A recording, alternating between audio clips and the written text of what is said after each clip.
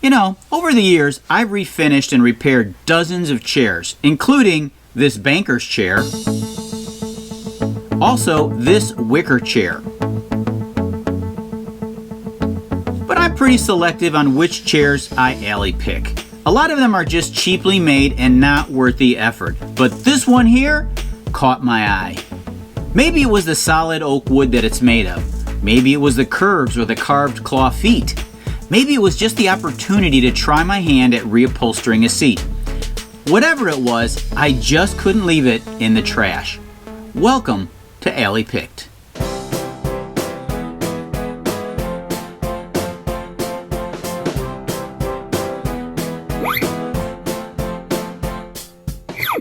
No chair repair is ever the same. Some take 2 hours, some take 2 weeks. You might have one crack or one split, or the chair may need to come apart completely. This chair is somewhere in the middle. I start by removing the seat, which is going to need to be recovered.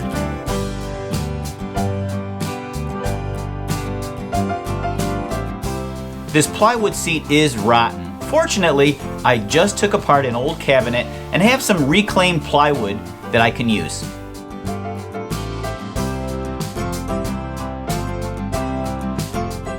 This reclaimed plywood still has the maker's label from a furniture company in Indiana. This is going to be cool for the next person to discover when it needs to be recovered again. The original seat cover was leather, which goes to show you how old this chair is. I picked up this thick vinyl at the Hobby Lobby store along with a piece of foam for the seat.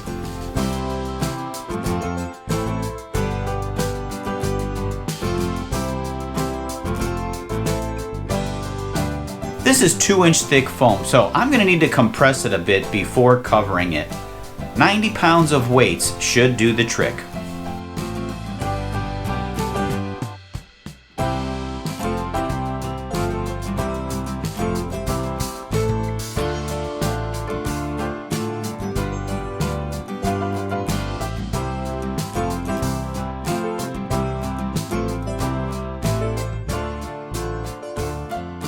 This was my first time doing this. I didn't like the way that the corners came out, so I went back, pulled them tight to make them seamless. Now it looks much better.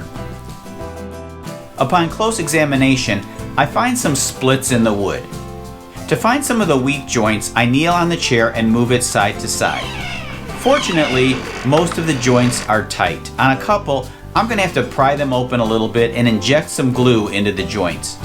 I'll fix the weak joints and splits after I sand off the old finish and stain.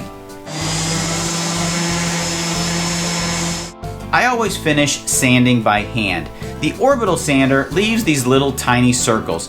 Even though they're hardly noticeable, I know they're there. Hand sanding in the direction of the grain solves this problem. On cracks like this, I open them up with a narrow screwdriver and squirt some glue into it. But don't be in a hurry to close them up. I want the glue to leak down as deep as possible. Sometimes I even water down the glue so it flows easier.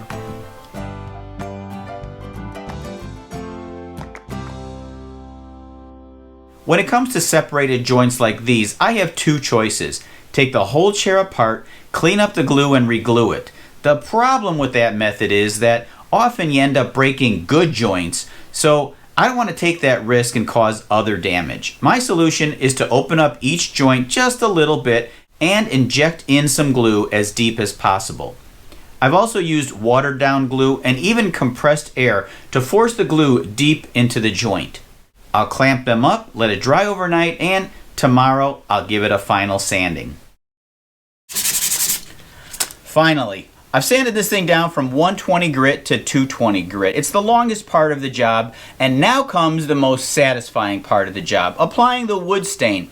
This part really shows your work paying off, and it does show any errors that you made along the way. In fact, this part is so satisfying, I'm going to roll the wood staining satisfying montage video. Roll it, please.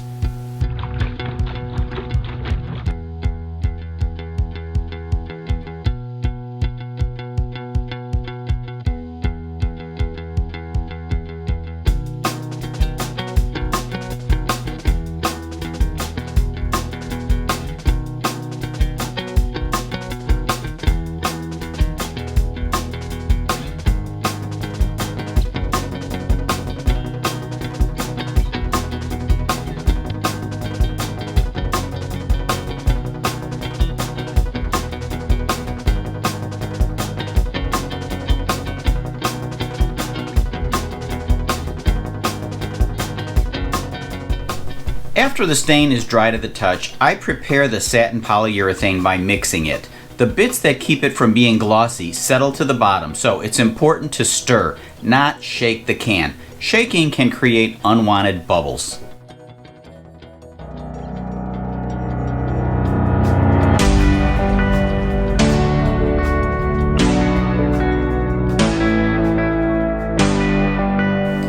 I'd say this was about a 6-hour job spread across 3 days. The end result is very satisfying. Not only did I restore a useful piece of furniture, I also kept more garbage out of a landfill. And with the cost of everything skyrocketing, I think we really need to reuse and repurpose as much as we can. Thanks for watching Alley Pick. Be sure to watch some more videos and subscribe to this channel. It's the least you can do after all this work I did.